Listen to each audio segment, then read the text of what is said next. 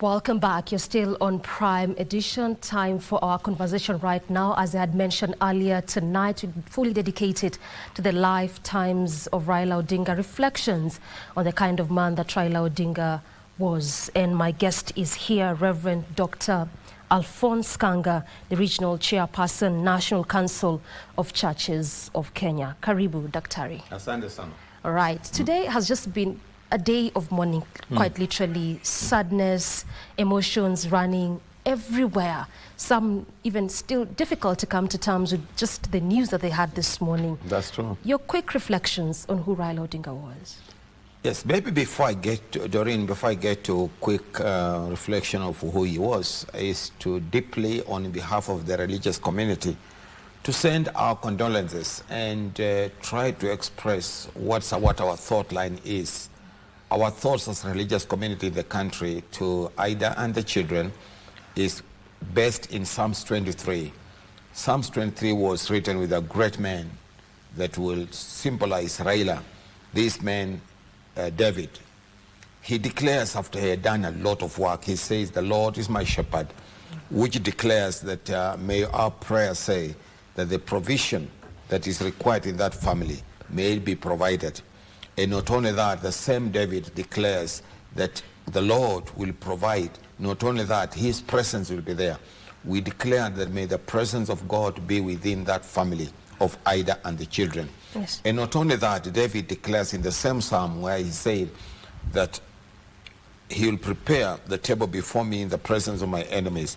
May we say that may protection be in that family. Yeah. May God's presence be in that family. May God's provision be in that family. May God's protection be in that family. And so who was Raila? We'll say Raila was a very interesting person. Yeah. And we will say he leaves a legacy not of crowns denied, but of seeds sown in tears, reaped in joy. He leaves a legacy not of crowns denied, but of the seed that was sown in tears. Raila has sown a lot of seeds in tears. The outcome of those seeds that he sown in tears, it turns out to be a joy to many people. Many of us, what we enjoy is what Raila saw. Vile kila alipanda in tears. And that is what we remember Raila is. This Raila's life can be depicted in the scripture very well. In Psalms 126 verse 5, they sow in tears, but they harvest in joy. And that has been the lifestyle of Raila, day in, day out, day in, day in. We don't remember him as somebody who was denied crowns 5 times, but we remember him as somebody, even after crying, after depression, after frustration, we enjoy. Look at his lifestyle from where he started. Devolution. Again, we say this is the father of devolution. He looked at what was happening. He was there during independent time, and he realized that there was going to be a problem if there was going to be no change. And he has fought all through every regime that we may be where we are. And so how do we define him? What do we see Raila being? We see Raila as a father who was really determined to make sure that devolution is a reality. And what are we supposed to do? Maybe we can ask our brothers in the political arena and all of us as leaders to respect Raila. Let's make sure that devolution works. We make sure the devolution works. Raila has always said now and then and decried that the MPs were enemies of devolution. And for now that Raila is out of space now, okay, Raila is alive in heaven, but on earth his body has gone back to where it belongs. The image of God has been moved from Raila. Okay. Now, but Raila lives in our mind and everywhere. But as we do this, just remember, there are things that Raila stood for. All right. Raila stood for resilience. Raila stood for determination. Raila stood for focus. Raila stood for respect. In that, if Raila was just another person, Raila would have given up many years. I don't know of any Kenyan, and I agree with the head of state as he said, nobody can measure Raila. I don't think a number of us can fight for 5 times. Yes. Fighting for presidency.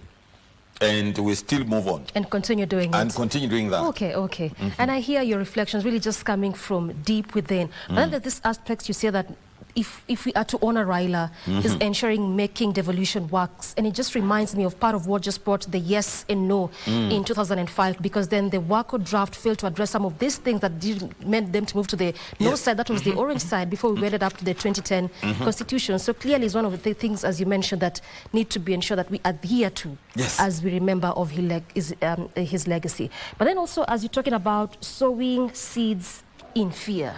In your view, is this part of what has evoked the deep emotions? Because we have had those who have, of course, are admiring him, but also those who are criticizing Raila Odinga. Yes, that's why I said that Raila's life is depicted very well in Psalms 126 verse 5. Okay. They sow in tears, but they harvest in joy. Right. Why? Because for you to be in tears, there must be some people against you. And they think that you are not going to make it. And they can call you other names until you start crying. But out of those tears, what comes out is always joy. Yeah. For example, Raila was the enemy of development, according to the to some presidents who were there before. Yes. He was the enemy of development. What came out of it is devolution. Raila was the enemy of development to some people, especially when he's fighting for. But there are principles he fought for. There are things that he was looking. There is this vision that Raila had for the country. Yeah. Unfortunately, we did not give him opportunity to exercise on top of there, but we have enjoyed all through. Okay. We didn't make him stay there as head of state, but we have enjoyed the outcome. We have enjoyed the fruits of Raila. If you don't know the fruits, then maybe you are not a Kenyan. But if you are Kenyan, you should know that the freedom you enjoy, the freedom of speech. And this cuts across generations. It cuts across generations. Okay. Some of us who lived those days, you'll speak something and look around and wonder who is around you. That's not the case right now. That's not the case right now. You can say what you want. It's a freedom. It's a free land. Yeah. We have freedom of speech. And if you're annoyed, you go to court. And this is the land we are looking for. But if we have to honor Raila, Doreen, we must respect what he stood for and pick up from there and make sure the country prospers. Raila fought for independent institutions. One of the things that was in Raila's mind, if you listen to him, if you read his works in different places, Raila's idea was, when are we going to have independent institutions? And ensure they have autonomy. And they have autonomy. That word independent, independent policing, independent IEBC, independent. That independence is what Raila was fighting for. So my fellow Kenyans, if we have to respect Raila, then let's fight for that independent IEBC, independent Teacher Service Commission, independent commissions in every area of our lives. Yeah. That was the life of Raila. So whichever way you look at it, there's something to credit the man with. Yes. Okay. Yes. How would you, as a clergyman, how would you describe his relationship with the church, and how did this ultimately shape his political life? Somebody said, give me a child when he's 7 years, and he'll always remain a member of that church. Raila's father put up a church in their own compound, the Anglican church. That tells you that Raila was brought up as a Christian with Christian principles from the word go. Because Raila went to Sunday school. Raila was taught about Anglicanism. Okay? And so Raila, being a very shrewd politician, he would play his political games very well. In that Raila will always be in politics, but on Sunday, Raila was in Austin's Cathedral with Ida worshipping. Raila played that game very well. Raila understood the place of the family, the place of religion, and the place of politics. And that is why Raila will always, he commented very little. Not many at times he was misunderstood. But you cannot stand here and say that Raila was against religion. Raila was, actually, Raila, as far as spirituality is concerned, Raila played his structures very well. Raila, at one time, you'll find with a Muslim gown, respecting that faith system. Raila, at one time, you'll find him with all the ATR, African traditional religions, hats, respecting that spiritual man. Raila had a sense of spirituality, knowing that a man who is only politically mature, mentally mature, but spiritually mature, that man is a half-baked. Raila was an all-balanced person. Doreen, if Raila did not believe in God, I tell you, stress would have finished him many years ago. I don't know. If you are the first person whereby we all believe that you have won, things turns around, you don't win. In the following day, you come again, you revive it, and there is joy. That explains why he'll be buried by the Anglican Church of Kenya, as you say. Yes. But also, again, the church has often been seen as a moral compass in Kenya's politics. When you hark back and think about the times of Raila Odinga and even how he interacted with the church, how would you say this was, especially in times of crisis? Raila depended on the church in times of crisis, even in terms of his own politics. Despite of him being shrewd and talk to other politicians like a politician, Raila will always go back. Look at his fights. This evening, we have one of my colleagues, the Reverend Dr. Njoya, was at home to pray with them because they have been together in this struggle all through. He knew the place of religion. And Raila he did not brush off religion. He was within the spheres of religion. So as we do religion, Raila was aware that there is what we call extraordinary power that can only come from God who made heaven and earth. The issue of God and Raila, you cannot doubt it. You might define it according to your religion differently, but Raila and religion, they were one and the other. He knew how to play that game very well. And so to us, I think we can learn something from Raila. Raila will never confront people. He'll get annoyed and say something, but finally he'll say, oh, the Anglicans have done this. But on Sunday, you'll find Raila in the pews, worshiping God. So his relationship with the church was solid? It was solid. As an individual? Yes, as an individual. Okay. Because he was a member all through. He'll never. Raila, when the Islamic rituals, Raila will always be there. All right. In that he recognizes the spiritual part of humanity. And to me, that's something that comes with it automatic in leadership. But those principles Raila stood for. And that also can talk about the unity he wanted. Raila was for unity around where we live. He united us all together. Raila is one person that was accepted in all communities in Kenya. Be it in African traditional religion, be it in Islamic religion, be it in the Christianity, be it what we call the tribal cocoons. Raila will be accepted in those areas based on what time. Okay? At one time, Raila will go to Central, they call him Jamba. Of course, when he differs with them, he says something else. At the other time, Raila will go to Western, in Luyaland, they call him, he says he's their son, which a history has, he was a very good historian. He will tell the Luyas how he is the son of Wanga.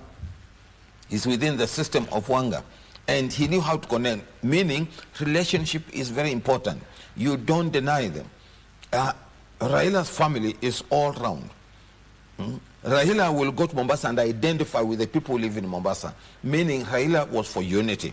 United, we work together in all dimensions of our lives. How then did he maintain that aspect of acceptance, relevancy? Because as we said, he's vied for presidency. He did that 5 times to no avail, but still managed to stay relevant, and this across all generations. In fact, I'm reminded of an instance where during the Gen Z protest, there's one who mentioned, Agwambo, wewe sasa kaa nyumbani, ingine sasa tutamalizia, tutaendelea. So you really are someone who, regardless of age, race, tribe, you'd still feel him. How did he manage to do this? I take this from, number one, from the upbringing of Raila. Okay. In that his parents were Christians. And Raila had attached with the morality of humanity. Raila has a foundation, of moral foundation of social, in social dimension. Raila had a religious foundation. Raila not only that, he has a social foundation, he has a religious foundation, he has an academic foundation, and that brought Raila to be the kind of person you want. Religious-wise, Raila had that kind of foundation. Society-wise, Raila had a strong dimension of society. Not only that, in the educational part of it, Raila was so strong in it. So Raila's morality was a little bit strong in different dimensions. For example, Raila has fought corruption all through. You have your own story, but Raila, you don't have much to point figures on him. If you want it, we have lived in this country for a long time. But I don't think you have a figure you can say, oh, Raila, you have done this. Raila, you have done this. Economic foundation. Raila has a strong touch in economic foundation. In that he also, he respected work. Raila respected work. The problem we have in this country is many of us who do not respect work. We don't see work as a divine thing, the way God worked for seven days and then he rested. Raila believed that you get what you get by hard work. So he worked with hard work. Read his story. He came from the university and then he started a company of Spectre, developing the country. Where him as an engineer, he'll show you. Raila, work, he respect work. He'll go to his home in Bondo and you have shown pictures working in his farm. So Raila, work foundation was so strong in him as compared to some of us and our age mates who think that you can acquire something without working hard, who think you want to appear in a black vehicle and if you are asked where you got it, you cannot explain. As compared to where we are, I think Raila, that kind of a thing, it was so important to him. Those foundations were so strong. Yes. Socially, he believed. Family-wise, Raila has a family foundation. And that's why you see Raila, his wife, and the children.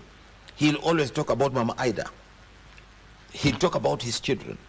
Raila, family-wise, he was, I think we can take an example. Yeah. Actually, for Christianity, I don't know why you have never heard of second wife of Raila. We have known Raila one. So you're saying some of these values, fought corruption, had a strong economic foundation, hard work, moral standing. Yes. This is just some of the things that made him to continue staying relevant. Yes. That you cannot miss his name at any point. You cannot miss. All right. He's also someone who has really underwent struggle since when he began politics in early 70s and 80s. You can remember of the detention when he really fought so much for multi-party democracy, which obviously came in 1992. But then those around 8 years of detention. What are some of those things that we can learn from, and how did that shape even the person that he later went on to become? That's why I said that his life can be explained very well in Psalms 126 verse 5. You still hark back to that verse? Yes, you go back to that verse and see what he said. David says there, so, you see, I planted in tears, but it was harvested in joy. All the years that Raila went through, he was going through this drama so that Kenya will be in a particular level. And for sure, he has left us in a particular level. How did he go through this? You can't imagine. Look at his detention. There are very few people who will follow Raila, who can measure that standard. Detention and all this drama that happened. He comes up again and people are happy. He comes up again, people are happy. It's not a life of, we cannot remember for the crowns denied. Yes, there are a number of crowns that he was denied. But out of that denial, out of that frustration, we have learned something. We have learned resilience. We have learned credibility. We have learned integrity. We have learned that you can live together. I can't forget this image with the former president. We were attending the Kenyan Day of Prayer, the MP's prayer meeting at Safari Park, when they all walked to the stage like this one, and he looked at the other one, and one looked to the other, and Raila said, "Oh, but you abused me." And he also said, "And you also abused me." Then Raila said, "You called me Mukoroge," and then the other one said, "And you called me a drunkard," and they all shook hands and we all laughed. Meaning, surely, disagreement is not enmity. Okay? Yes. You don't revenge, you don't carry anger. And so those gentlemen, when we left that prayer meeting, we left there as very strong people. We left there with a lot of love, with a lot of respect for those two gentlemen. Despite there was disagreement, and you can see that he was out of jail, and then he came for development. And he spoke out his mind. You could not suppress his mind at all. That's why in and out. Raila had the presence of God in his mind, so that despite of what he did, he knew God will definitely sustain him. a number of us will go underground because of fear. But Raila would just speak it out. And he goes in again and he comes up and continue. But when he comes up, people benefit from that struggle. Yeah, like just as you say, a number of us would actually go underground because after that detention, he came and vied for Langata MP seat in the 90s and actually got it. Then after that, continued fighting for multi-party democracy, which we actually attained later in 1992. So yeah, it's something that we can borrow from, resilience therein. Yes. But also, as you mentioned, that scenario during the prayer breakfast. Prayer breakfast, yeah, where they would talk to each other and say that you abused me, you called me this and that, disagreements, and you say that this one is not enmity.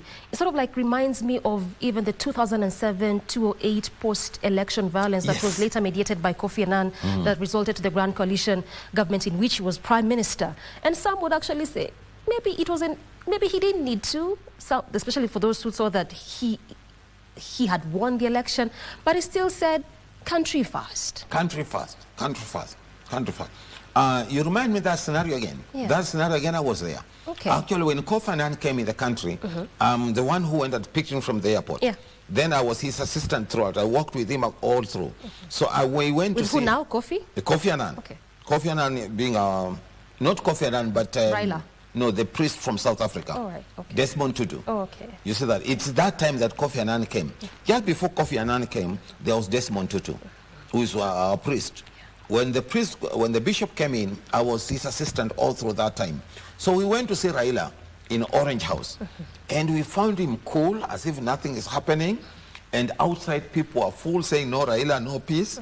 And it's as if we don't understand that. We were wondering, what's the issue? We left that place a bit frustrated. But the following day, Kofi Annan said, we have a deal. And this comes, Raila shakes Kibaki's hands and the country continues. It was not about enmity. It was about the principles we stand for life. Is this something that overall we can really remember Raila Odinga for? Because he has come out as one of those veteran politicians that, as we said, yes, he has remained as a name, relevant in that define, vied for presidency 5 times, never got any seat, but in every subsequent government, he managed to sort of find himself there, either brokering peace or something of that sort. Is it something that we can really so much remember him for, that beat? Yes, and it is because of what I've mentioned. Raila had a social foundation, Raila had educational foundation, Raila had a spiritual, religious foundation, and Raila had a family foundation. So whatever he's doing, those foundations help this gentleman to know how to go about it. You see that? If you have an academic foundation, you have a social foundation, you have a family foundation, then there are a lot of things you put in place before anything happens. Raila is not just like other opposition leaders that will find them go on and they mess up their country because of an individual. I think Raila loved the country so much. Look at what happened recently. He asked her a question. Okay, you are saying Ruto must go. So who takes up? In his mind, it is good to have Ruto structure our country than just saying Ruto must go. Aende wapi? And akienda so that who takes over? How good is that? So he went among the two. Ruto going and leaving the country in a mess and having Ruto, and then we organize the country together was the best because Raila had a foundation.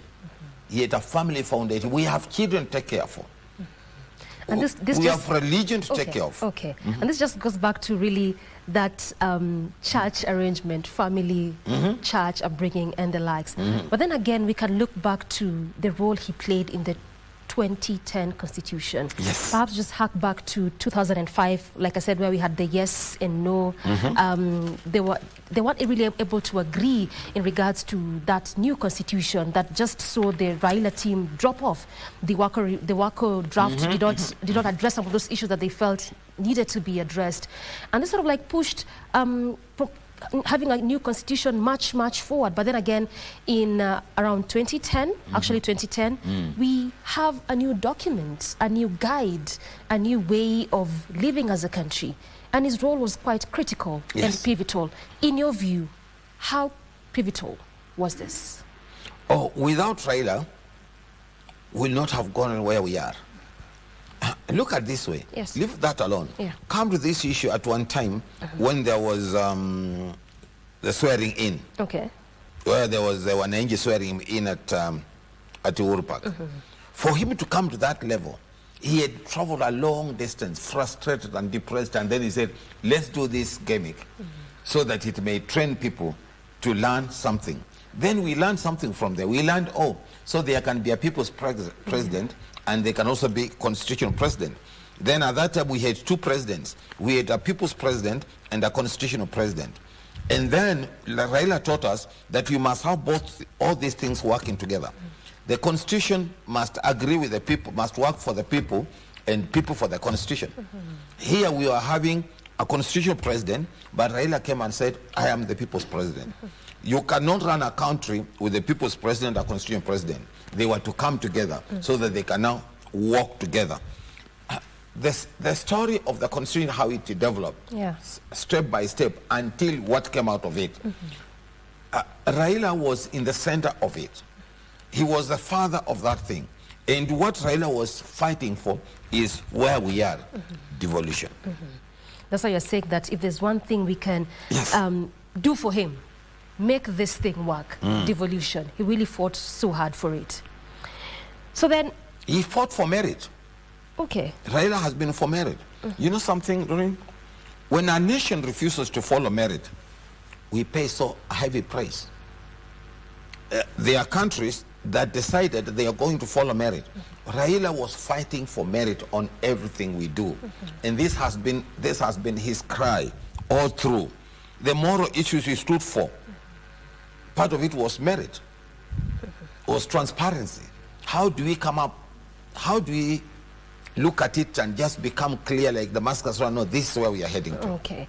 So then now, as some would describe him as a reformist, as you say, someone who really had high values when it comes to family, a hard worker, corruption-free in that regard, as you mentioned. What is this one thing? I want to really touch a bit on the young people, because you keep saying that these are the future leaders of today or tomorrow, whichever one you want to pick. But then what is this one thing they can borrow from the man that Raila Odinga was, especially when it comes to his political style of doing things? Determination. Determination. One word like that. Determination. Okay. And the other word is focus. Focus simply means follow one course until success. Raila was so good in that. Determination. Focus and get determined. Follow one course until success. And that was what Raila was. Raila as a prisoner, Raila as ex-prisoner, he gets what he wants. As a prisoner, he's quiet. As an ex-prisoner, he gets what he wants. And people are supporting him. And then he had a special connection with the public. Yeah. He had a special connection with different people. Yes. He had that kind of demeanor that everybody liked him. Look for example, this word, he stands and say, Aiya, Aiya. And then people want just to repeat that. You know, he raises up the emotion, he raises up that kind of love, that connection with the people. Aiya, Aiya, Aiya. And you see all of us, then we are saying, look at this time when things were very tough. Yes. Then Raila goes for a burial of one of the, a burial somewhere in Central. There was the Mau Mau fighter's wife who had died. And then he meets Ruto there. And then he looks at Ruto and he says, who you mean, Mujua? I know him. Atapoa. And then we all laughed. He said, Atapoa. Meaning Raila had no hatred. Raila did not hate Ruto. Those people are friends. Then he said, from there, Atapoa, but what I want from him, it is this and this. Come out Atapoa, we are going to move on and move on and move on to get it. So that kind of structured operation, he had his own philosophy of operation that one will really like it. Yeah. But our MPs, definitely, we need to learn something. We plead that we stop, especially at this time, as we move on, we can plead with our MPs.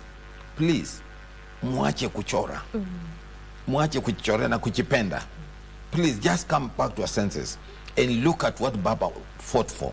what he wanted us to be. Okay, you're really strapped for time, but I feel like it would be a disservice without me getting this bit from you, that with Raila Odinga, do you think he'll be remembered more as one in opposition or in governance? Very quickly, as you wind down. Raila will be remembered as a balanced opposition and a leader in the country. Balanced, determined, and focused leader in the country. Balanced opposition leader, focused and determined in the country. Focused, determined, balanced opposition leader. That's how he'll be remembered, yes, as you say. Yes. Thank you very much, Daktari, for your insights, just giving us the view, and also just understanding, Raila as one, with a charge, something that maybe majority wouldn't even remember on, him for. Asante sana for that. That has been Reverend Dr. Alphonse Kanga, the regional chairperson at the National Council of Churches of Kenya, just giving us his insights in view of how he would remember the person, Raila Odinga.